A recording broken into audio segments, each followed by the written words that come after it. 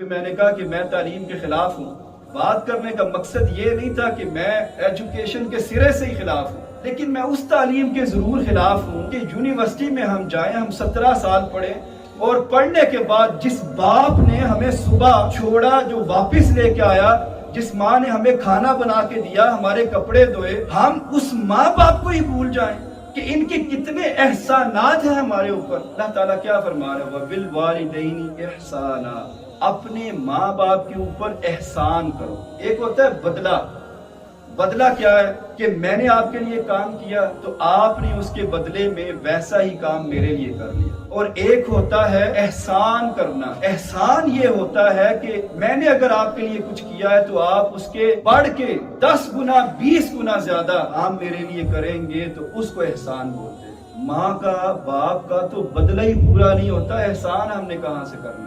قرآن مجید میں تو اللہ تعالیٰ یہاں تک ارشاد فرماتا ہے کہ ماں باپ کے سامنے اف تک نہ کرو. کہ دیکھیں نارمل حالات میں آپ ماں باپ کے سامنے اف کیوں کریں گے؟ ماں باپ آپ سے راضی ہیں، مجھ سے راضی ہیں، تو ہمیں اف کرنے کی ضرورت نہیں ہے. اف تو تب ہم کریں گے کہ جب وہ ہمیں ڈانٹیں گے، ماریں گے، اور اس کے آگے اگر ہم بولیں گے، اف کریں گے تکلیف کی وجہ سے، تو اف اس کو کہتے ہیں اف کرنا. لیکن یہاں پر تو بات ہی الٹ ہے. آپ کو پتہ ہے ہمارے بچے کیا کرتے ہیں؟ ہم نے کبھی بچوں کو بتایا ہی نہیں ہے کہ رب کو کیسے راضی کرنا ہے.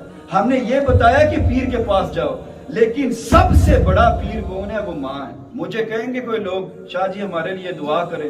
کبھی اپنی ماں کو کہہ کے دیکھیں. آپ یقین کریں ساری رات سوئے گی نہیں کہ میرے بچے کا کل انٹرویو ہے، یا اللہ اسے اس انٹرویو میں پاس کر. میں بڑا حیران ہوتا ہوں، آپ بندوں سے پوچھیں نا، وہ کہیں گے میں فلاں پیر کی خدمت میں ہوتا ہوں. میں سوچتا ہوں کیا تمہارے گھر تمہاری ماں نہیں ہے؟ تو ماں کو چھوڑ کے تو پیر کی خدمت میں چلا گیا. تو اپنے بوڑھے باپ کو کانپتے ہوئے ان ہاتھوں کو نہیں دیکھتا کہ ساری زندگی ان کانپتے ہاتھوں نے تیرے لیے رزق حلال کمایا. آج جب بوڑھے ہو گئے تو ان کو اولڈ ہاؤس میں بیچنے کی باتیں کرتا ہے. کیا تجھے جنت نہیں چاہیے؟ کیا تو نے بوڑھا نہیں ہونا؟ ہم بھول جاتے ہیں کہ اگر آج میرا باپ بوڑھا ہے، آج اس کے ہاتھ کانپ رہے ہیں، آج اس کی آنکھوں کی بینائی نہیں رہی، پہلے تو یہ بھی جوان تھا، یہ بھی یونگ تھا، کل کو میں نے بھی بوڑھا ہونا ہے. تو یہ ساری باتیں بھول کر ہم کہتے ہیں کہ اولڈ ہوم والے اس کی بہترین کیئر کریں.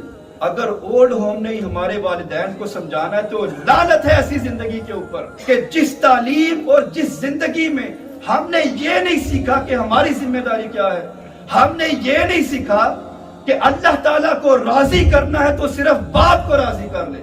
ہم نے یہ نہیں سیکھا کہ رسول اللہ صلی اللہ علیہ وسلم نے فرمایا کہ اب تمہاری ماں کا تمہارے اوپر 3 گنا زیادہ حق ہے. کیا فائدہ ان ڈگریوں کا؟ آپ بتائیں، دنیا کی ساری مال و دولت بھی اگر مجھے مل جائے، کیا میں نے مرنا نہیں ہے؟ کیا مجھے موت نہیں آنی؟ کتنے دن یہ عیاشیاں چلیں گی؟ کتنے دن یہ دنیا چلے گی؟ پھر اللہ تعالیٰ پوچھے گا قیامت والے دن. اور حدیث پاک کے یہ الفاظ ہیں، آپ صلی اللہ علیہ وسلم نے فرمایا افسوس، کہہ رہے افسوس اس بندے پر جس نے اپنے والدین میں سے دونوں میں سے کسی ایک کو بوڑھی عمر میں پایا لیکن وہ جنت میں نہ جا سکا. وجہ کیا بنی؟ بوڑھی ماں گھر میں اب ہاتھ کامتے. ساری زندگی ان ہاتھوں نے روٹیاں پکا کر دی اپنی اولاد کو، لیکن آج کیونکہ بیوی ناراض ہے تو میں اپنی ماں کو اولڈ ہاؤس میں بیچنے جا رہا ہوں. مجھے بتائیں اس دنیا میں ماں سے بڑھ کر کون سا ایسا رشتہ ہے جو آپ کے ساتھ مخلص ہے؟ جس بندے کے پاس بھی جائیں گے وہ پیسوں کا مطالبہ کرے گا. بھائیوں کے پاس جائیں گے تو وہ کہیں گے میرے لیے موبائل لے کے آئے ہو، میں نے تمہیں فلاں کام کہا تھا میرے لیے کیا ہے. لیکن ماں کے پاس جب بھی جائیں گے تو ماں پہلے پوچھے گی میرے بچے نے کھانا کھایا؟ تم آپ کے بارے میں، آپ کی ذات میں اگر کوئی انٹرسٹ لے گا، کسی کو دلچسپی ہوگی، وہ یا ماں ہے یا باپ ہے. اور اگر کوئی بندہ ان کا گستاخ ہو گیا، یہ اوپن چیلنج ہے زندگی میں، ایک انسان مجھے صرف دکھا دیں کہ جو ماں باپ کا گستاخ ہو اور اس دنیا میں کامیاب ہو گیا اور آخرت میں بھی کامیاب ہو گیا.